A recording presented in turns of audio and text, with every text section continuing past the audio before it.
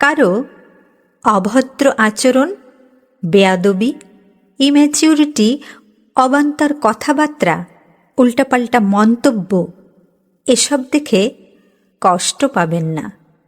বরং ভাবুন, লোকটা জীবনে কত ভালো শিক্ষা থেকে বঞ্চিত হয়েছে বলে আজ তার এই বেহাল দশা।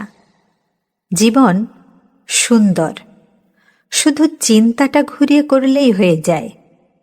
দেখবেন, যাদের আচরণে আগে আপনি কষ্ট পেতেন, চিন্তাটা একটু ঘুরিয়ে করলে আর কষ্ট পাবেন না।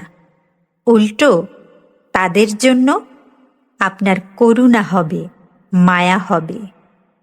আপনার জীবনে খারাপ মানুষের আসা যাওয়া আপনি বন্ধ করতে পারবেন না, তবে আপনার লাইফে তাদের সুযোগ কতটা দিবেন, প্রায়োরিটি কতটা দিবেন, এই সিদ্ধান্ত আপনার।